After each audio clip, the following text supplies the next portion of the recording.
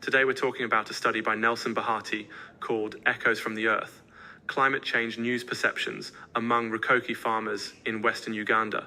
That's quite a mouthful, right? But hang on, because this one has real bite for anyone curious about how global news meets local lives. Let's start with the core problem.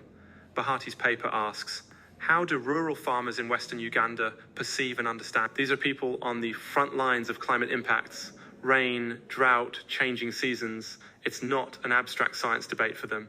It's daily survival. And yet the news they receive about climate change is, in theory, their lifeline to broader knowledge, support, and policy. So, how does that connection actually feel on the receiving end? Bahati sets out to answer these questions with, honestly, a classic qualitative deep dive.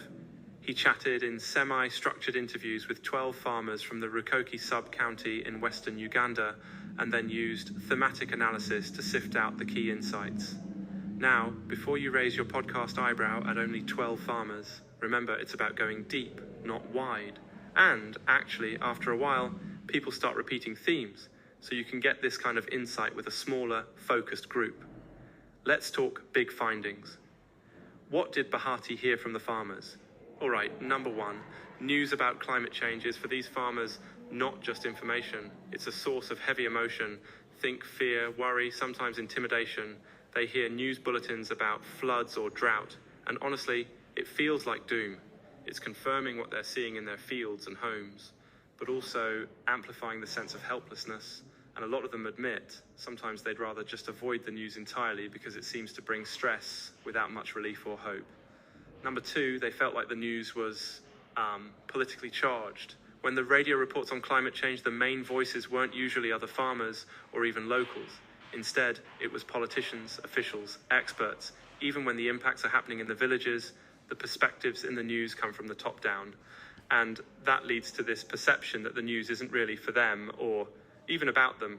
It's being said at them, not with them. I mean, that's pretty relatable, isn't it? Sometimes when you listen to any official news, you wonder, who's this really for?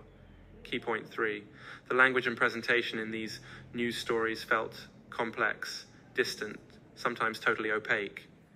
Even when news was delivered in a local dialect, terminology like global warming or energy transition was just dropped in without explanation. That's not unusual in news anywhere, I suppose. But here it meant farmers had to turn to each other to make sense of it. Lots of communal discussion, lots of cross-checking, and sometimes just tuning out when it felt over their heads. But let's not get too gloomy. The fourth big finding was about agency and learning. For some, these news reports actually created opportunities for new understanding. They'd spark discussions about weather or farming techniques. If the news sometimes lacked clear solutions or focused overwhelmingly on risks, it still made people talk and ask questions. And there were differences. Farmers with more education tended to see the news as more empowering, less alienating, and were quicker to connect it to long-term change. A kind of side observation, Bahati found that beliefs and traditions filtered these interpretations too. Some farmers explained climate change as a spiritual issue, maybe God's anger, or a sign that traditional rituals weren't being respected. For others, it was about the loss of collective farming wisdom, or even a decline in community practices like rainmaking. These layers give so much richness to perception, don't they? What does all this mean for the listener?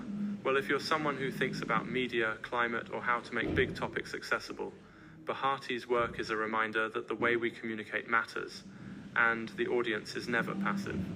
The recipient molds, negotiates, and at times resists and reshapes what's given. Stuart Hall's classic idea of encoding, decoding is alive and well in Ugandan fields. And just if you work in science communication or journalism, consider whose voices are present, whose are missing, and whether solutions are being offered, not just problems. Nelson Bahati's own suggestion is for a more inclusive, participatory model of reporting.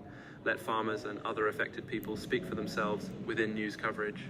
That could lower the emotional toll, boost engagement, and offer actual hope, which maybe isn't such a wild idea after all.